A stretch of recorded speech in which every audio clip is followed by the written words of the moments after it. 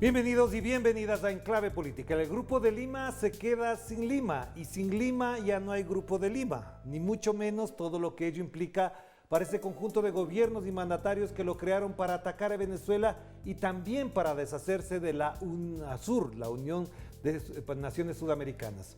Pero también es cierto que ese Grupo de Lima no existía en la práctica, más allá de las veleidades de un Iván Duque, de Sebastián Piñera o de ese detestable Lenín Moreno en su momento. Veleidades xenófobas y antilatinoamericanistas. Por eso nos preguntamos, ¿cuánto pesa en Perú esta decisión? ¿Hasta dónde será un nuevo motivo para fastidiar el arranque del gobierno de Pedro Castillo y sobre todo para atacar a su brillante y lúcido académico, el canciller Héctor Béjar? De esto hablaremos ahora con el dirigente político Martín Guerra, a quien le damos la más cordial bienvenida y es un gusto volverte a ver. Martín, ¿cómo estás? Saludos, Orlando. Un gran abrazo y un gusto también para mí poder conversar contigo. Gracias, Martín. También es importante que América Latina escuche tu voz y, por supuesto, también pensemos conjuntamente lo que pasa en el Perú. ¿Hasta dónde ha pesado la decisión de salirse del Grupo de Lima, que, como decía, ya no existía? ¿Hay un impacto en la sociedad política, intelectual y académica y también diplomática del Perú? Bueno, el día 8 de agosto se cumple 4 años de la fundación de este célebre cartel de Lima, como le llamábamos aquí, el movimiento social, el movimiento progresista, ¿no?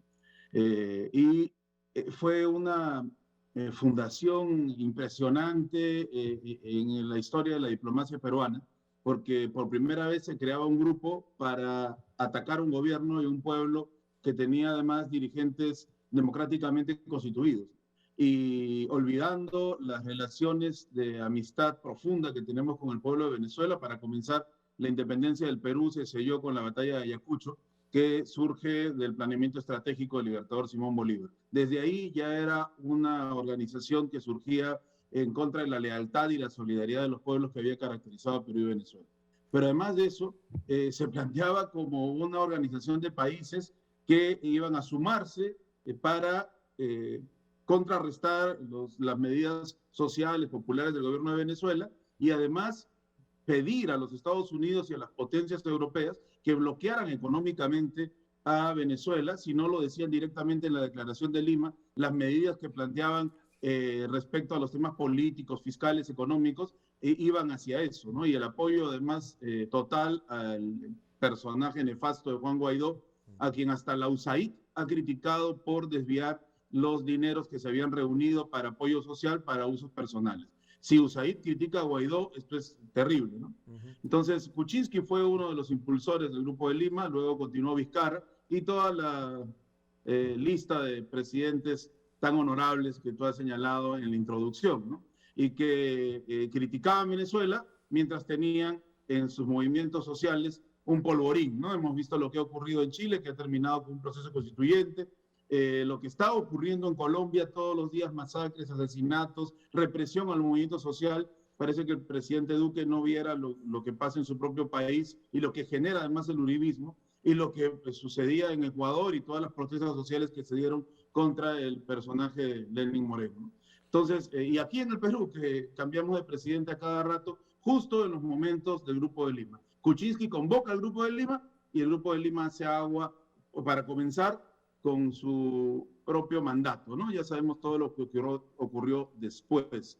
Entonces, la medida del flamante canciller Héctor Béjar, un personaje entrañable para la política popular peruana, un académico muy respetable, un tipo que se ha dedicado con igual ahínco al estudio como a la protesta social y al planteamiento crítico respecto a lo que ocurre en nuestro país en América Latina.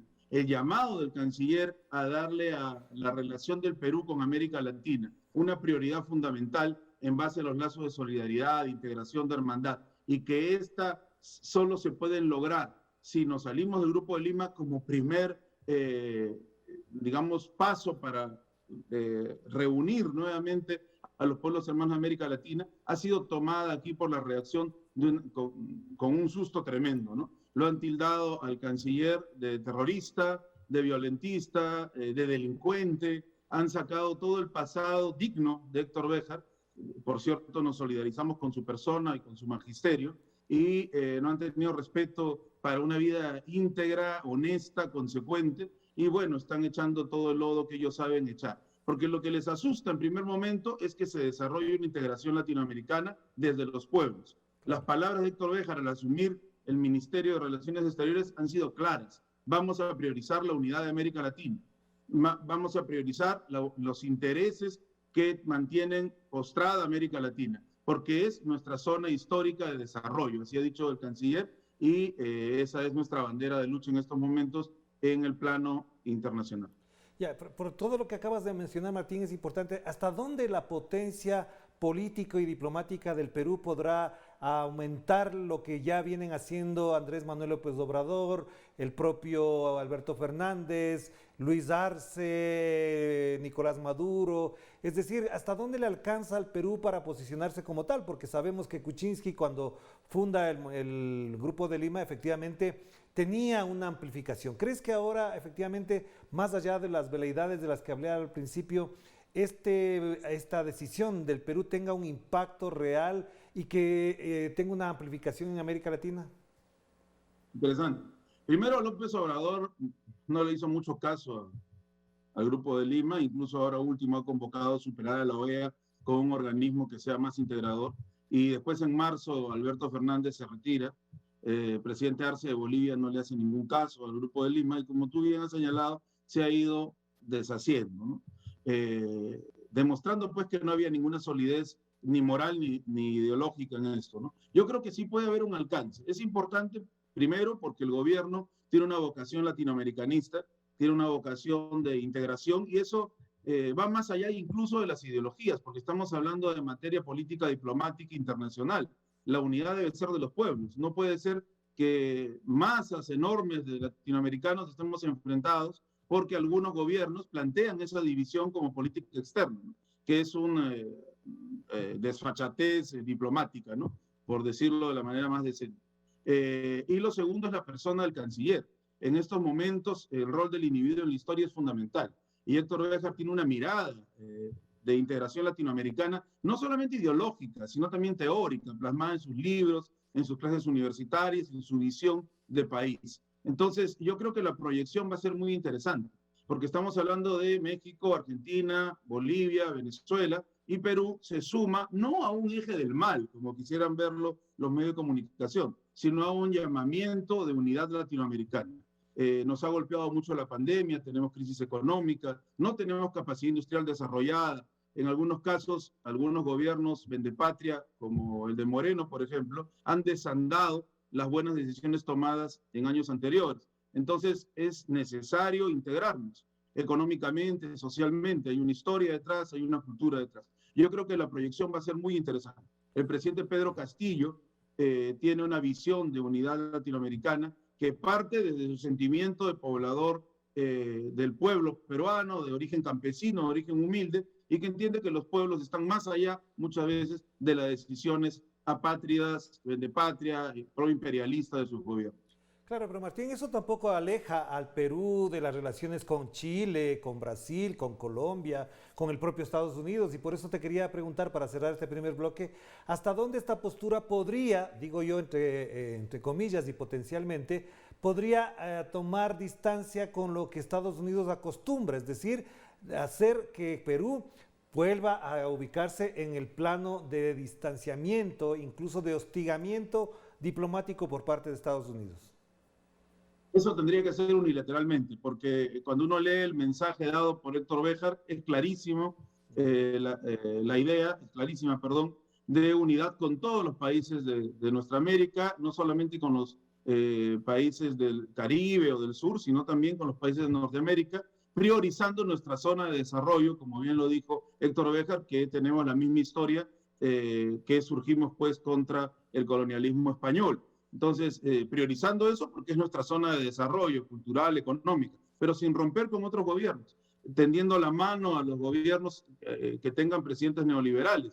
Repetimos, la idea de la diplomacia peruana planteada por la Cancillería dirigida por Héctor Béjar es amistad con los pueblos y con los gobiernos, sin ninguna distinción. Ahora, si eso significa que nos van a aislar, como están pretendiendo los medios de comunicación peruanos, que quieren vacar a un presidente con 12 días de haber juramentado y con un gabinete ministerial con 10 días, y que pretenden además hacer que el Perú se convierta en una isla fuera de las relaciones económicas con los países más poderosos del continente, pues serán medidas unilaterales que no están de acuerdo con los planes del gobierno y que por supuesto se deben rechazar.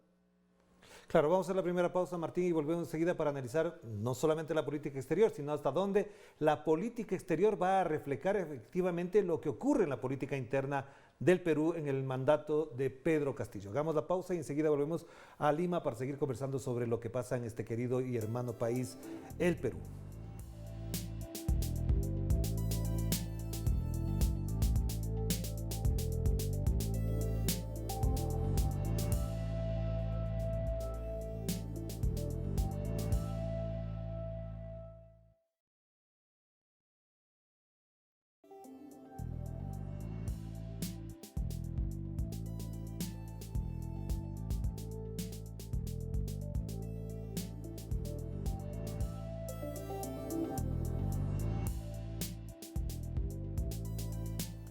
Estamos de vuelta aquí en Enclave Política a través de Telesur, la señal informativa de América Latina y el Caribe, y nos conectamos con Lima. Ya se encuentra un querido amigo y además dirigente político, Martín Guerra, a quien le consultamos algo que me parece que podría además alimentar la reflexión en América Latina. ¿Hasta dónde el presidente Pedro Castillo va a sostener el lápiz como un símbolo de un maestro que, además de acompañar las luchas sociales, vence a la pluma del señor Vargas Llosa? ¿Crees que efectivamente este símbolo va a constituirse en esa herramienta de trabajo político, ideológico, pedagógico y sobre todo del servicio de los peruanos?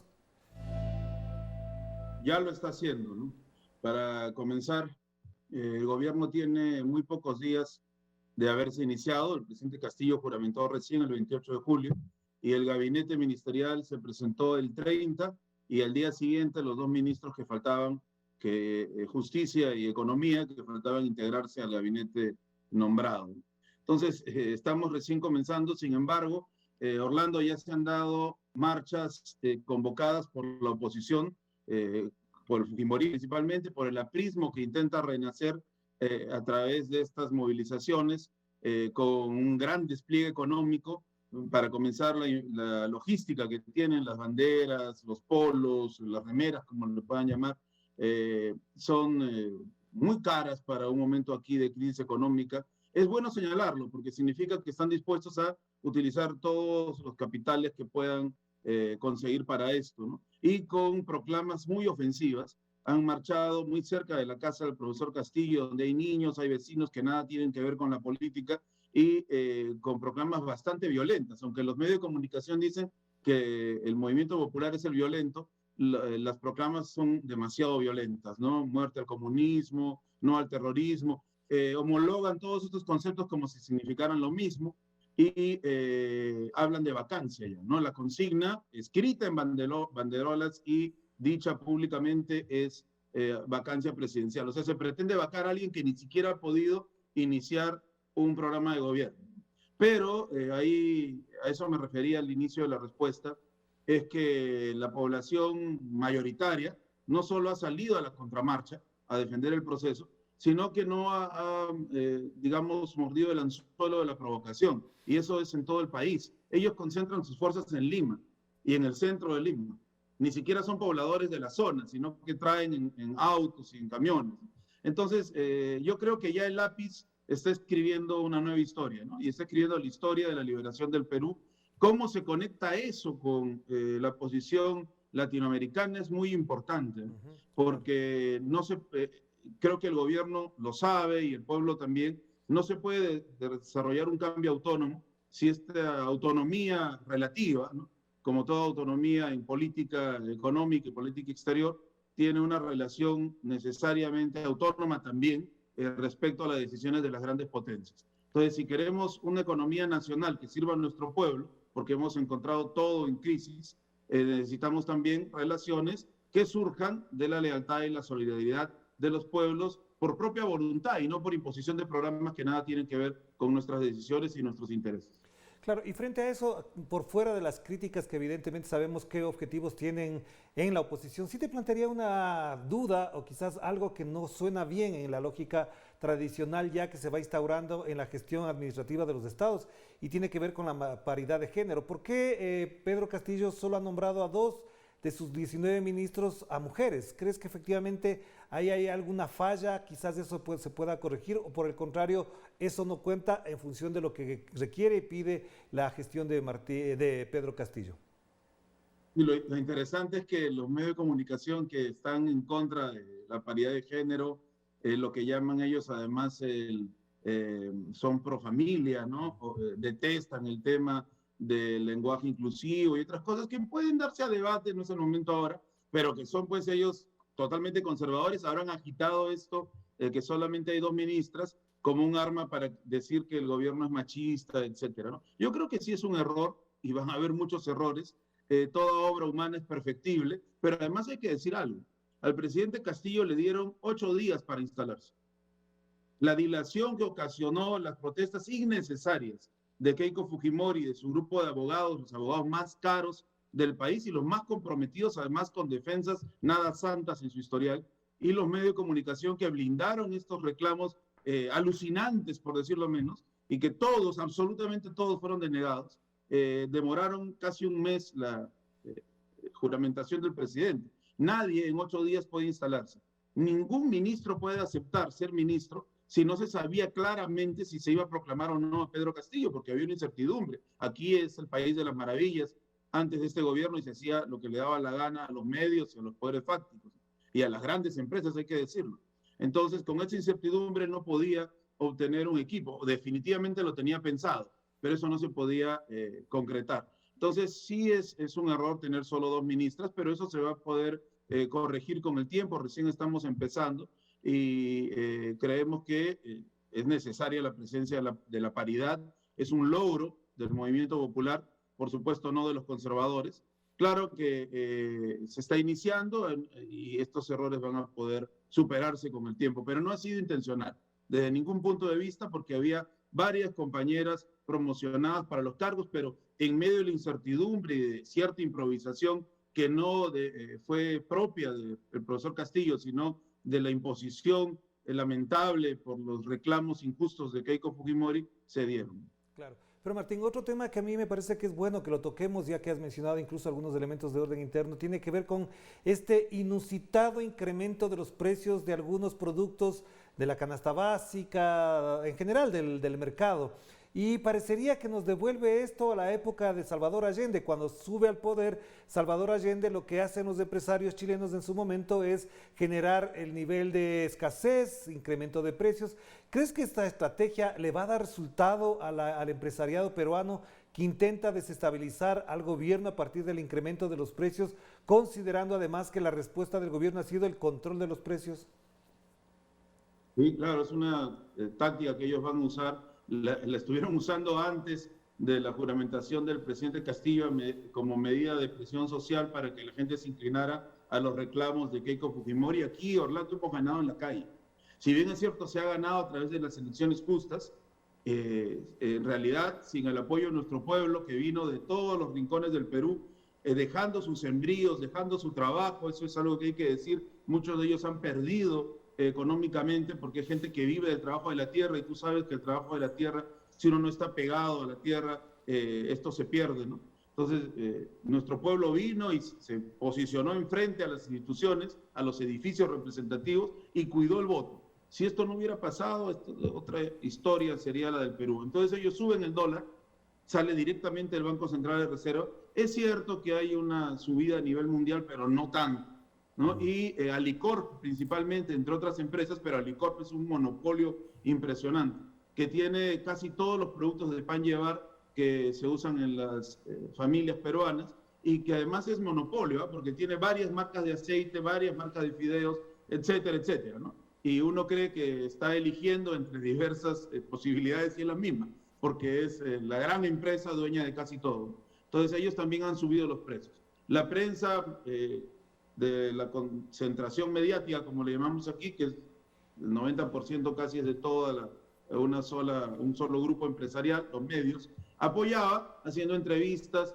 armadas, diciendo que todo estaba pues en una crisis económica, pero en realidad es Alicor. Nos ha parecido impresionante la respuesta del pueblo peruano, no ha comprado Alicor y ha comenzado a elegir otros productos hechos en el Perú sin capital transnacional y con precios más cómodos. Entonces, esa batalla también se está ganando. Yo creo que la población ya no va a creer estas cosas, se ha percibido lo ficticio de la crisis económica y en plena pandemia, además, lo cual es una crueldad de lesa humanidad, ¿no? Claro. Y que tiene todas las ganas de confrontar y resistir. Una última pregunta, Martín, y esta es importante, por supuesto, desde tu visión política, desde tu actividad política. ¿Hasta dónde Pedro Castillo puede ser el factor de unidad de los sectores populares, sociales, de izquierda, progresistas del Perú? ¿Crees que efectivamente la gestión del gobierno ayudará a eso o por el contrario, lo que ha pasado, por ejemplo, en países como el Ecuador o Bolivia o en la Argentina mismo, sectores progresistas comienzan a tomar distancia en la clásica postura de que siempre estarán contra el poder? ¿Es posible que Pedro Castillo constituya ese factor de unidad, de cohesión y hasta de blindaje del sector del movimiento popular y social progresista del Perú?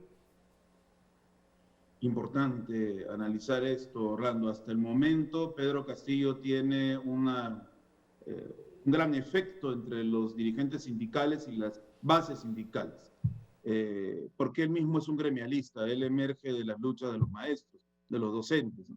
Entonces tiene una gran llegada al movimiento sindical, también a la izquierda más de bases, ¿no? Y a los partidos de la izquierda peruana, es correcto decir eso.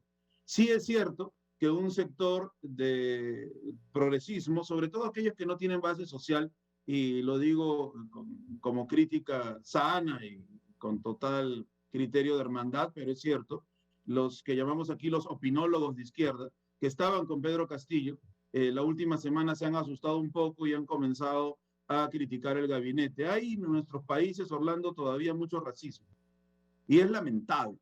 Y yo quiero aprovechar estar al aire para poder señalar eso. El racismo es algo que lastra no solamente a la derecha y a los conservadores, también un sector de la izquierda. Y no solamente el racismo, sino el clasismo y el elitismo. Se ha criticado el gabinete por tener personas, entre comillas, no muy conocidas y que no tienen doctorados, postdoctorados, maestrías. Bueno, hemos tenido en la historia del Perú los presidentes y los ministros con, creo, mayor cantidad de estudios y de grados académicos y todos, o la mayoría, han sido ladrones y están juzgados por eso. Entonces, ¿por qué las inteligencias que provienen del pueblo no son validadas por esos sectores que se llaman de izquierda? Inteligencias que surgen de problemas concretos, inteligencias agrarias, inteligencias obreras, también son importantes. Todas las inteligencias son importantes, la de los intelectuales progresistas, la de los académicos y también la de nuestro pueblo que sabe resolver problemas profundos todos los días, ¿no? Sobre todo un pueblo tan postergado como el del interior del Perú. Entonces, esos personajes probablemente terminen criticando y hasta pasándose al otro lado, pero son significativos en cuanto a los medios les dan importancia. No tienen una gran base social detrás. Hay otros que sí critican con total solidaridad y con el interés de que, por supuesto, se corrijan cosas desde el principio. Y me parece muy bien que critiquen. Tenemos que saber escuchar, conversar y dialogar, pero no aquellos que critican con intereses porque en realidad no fueron convocados, ¿no? Esa idea egoísta, infraterna, no debe ser la que guíe pues ningún tipo de crítica, ¿no? Yo creo que el presidente Castillo sí es en este momento el referente de unidad de la izquierda y del progresismo y del movimiento popular peruano y esperamos que siga siendo. Para eso los demás tenemos que hacer nuestro trabajo y seguir coadyuvando esfuerzos para la unidad. Claro que sí. Muchas gracias por atender esta invitación a conversar y por supuesto para aclarar y amplificar el debate político que debe haber en el Perú y que efectivamente en América Latina hace falta escucharlo también. Te mando un abrazo, Martín, que estés muy bien. Un abrazo, Orlando. Muchas gracias. Gracias a Martín Guerra, que desde Lima nos ha contextualizado lo que está pasando en el Perú y que es importante tenerlo en cuenta. Además, señalarles que hoy también, en estas circunstancias, el Grupo de Lima dejó de estar, de tener y de contar con Lima. Y eso da cuenta del significado que tiene para algunos este tipo de proyectos que no tienen ningún futuro porque no se arraigan, no tienen raíces en la patria grande, en la matria grande además. Nos despedimos, cuídense mucho, que la pasen bien. Chao, chao.